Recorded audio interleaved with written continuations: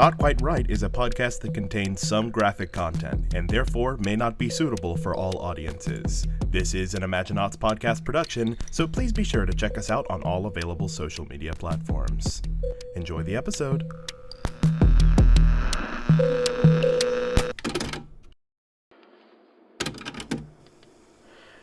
Hey, wow, that worked. Hi. If you're listening to this, you are either me or you joined the literature club, so you're probably me.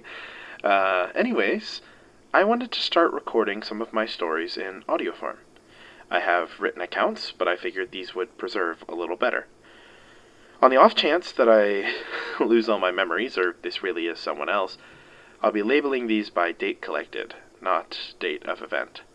This is going to be a collection of interviews regarding strange things that happen in Loveland. Ever since I was a kid, I swear everyone in this town has a ghost story or a strange thing or something like that, and I refuse to believe that's a coincidence. Especially so now that I've got my own weird story.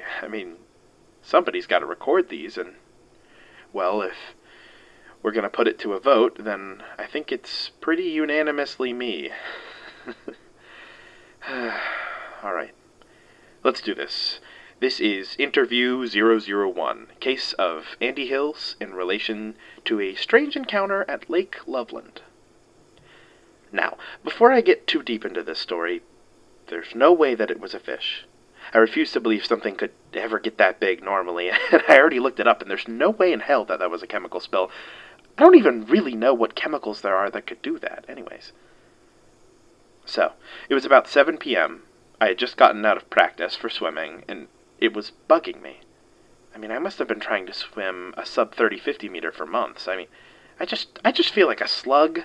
My turns are too slow, my dive feels like a belly flop, and the practice hasn't felt right.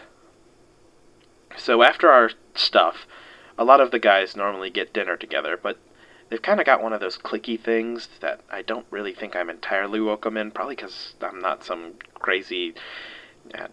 Anyways, I'm rambling. Sorry. After this, I decided that I was going to go to Lake Loveland to get some practice, and that was a good idea.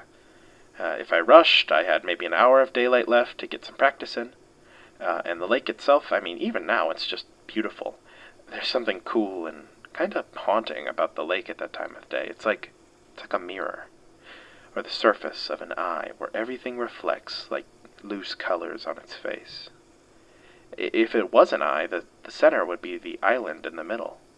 It's like a weird blotch in a perfect world, like the lake would go on forever if this island wasn't there. Even though it's just the trees blocking the other side, but you'd never know that just by looking at it, right? My goal was to swim there and back. My limbs were still aching from practice, but I felt so painfully close to what I wanted, and I felt like I was just one big push away. I was feeling competitive, I guess. So I parked my car, I got out, and I started stretching. Looking back, it was strange that there was nobody there. I know it's a weekday, but it's August. But not having a teenager in sight kind of feels like a blessing. I'll be honest, I'm not a huge fan of the swimwear we work with. Either way, the sun was setting, and I decided now was the time to make the plunge. Sitting here recording this, I have some time to really grab on those details I missed. The water was frighteningly still. I was swimming distance when I really should have just been practicing dashes. I really couldn't even tell myself why I picked that lake in the first place. Sure, it was open, but I definitely could have picked somewhere else, right? It's strange. Only thinking about this now, and in the moment I was entranced in the smooth, circular paddle of my arms as I cut into the lake like butter.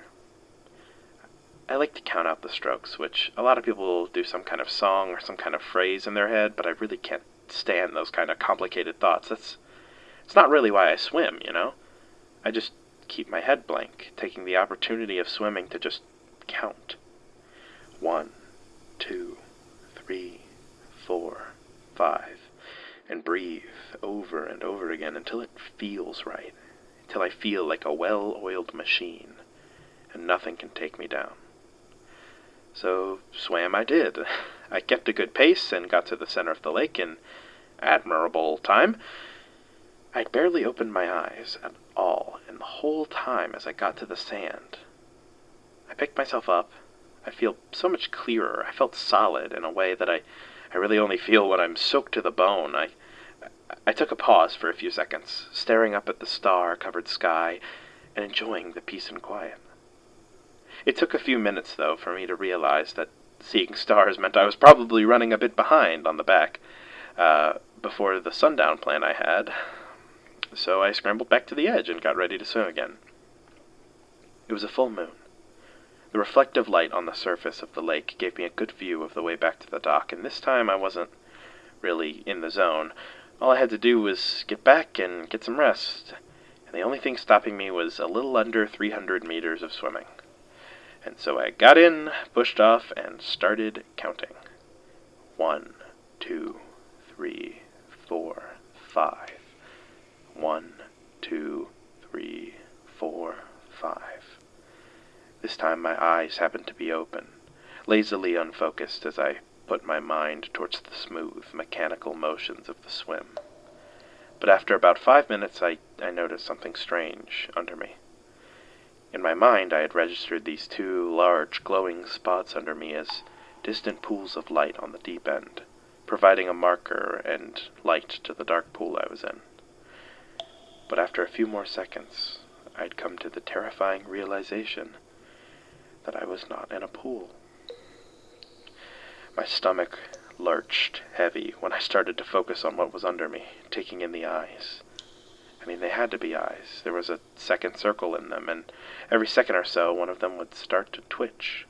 Well, to call it a twitch implies it's a small movement, but if the eyes were any indication on the size of this thing, the twitch made me feel a palpable change in the light source as its illuminated pupils flicked away for a half second.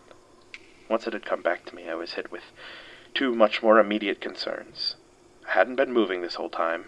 And fine, cool, I should have started faster, though, because number 2 was that this creature's eyes were getting bigger, which I suddenly came to understand meant it was moving towards me.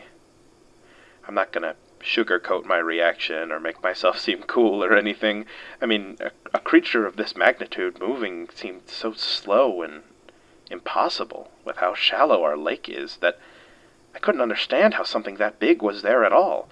I mean, all my years of swim failed me, and I swam for my life. I swam for my life as fast as my body could, veins pumping so chock full of adrenaline that it felt like I was clawing my way to the ladder on the dock like a wild beast. I kept going, and I'm not counting or thinking beyond the base instinct to flee, and I saw it. Not all of it, but I did. That thing, whatever it was, just felt so impossibly huge that I don't think I could say what it looked like. It was slimy and gray and brown like the sand it came from, and undeniably wrong.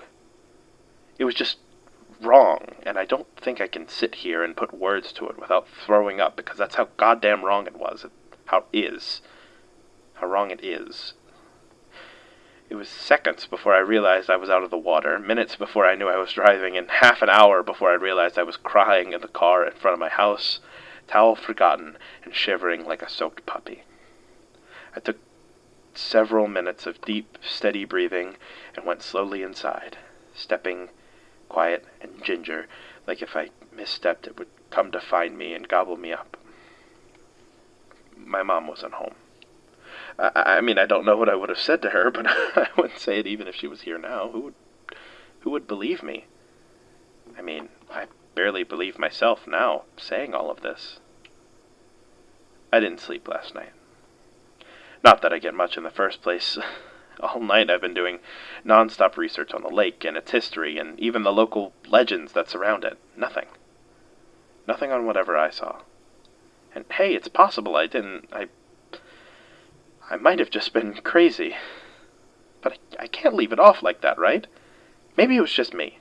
Maybe I'm nuts. But if every single person in this town has some kind of weird story like mine, and they try and forget about it, I feel like someone has to compile those at least. And I mean, majority vote says it's me. This was case number 001, recorded by Andy Hills. More to come.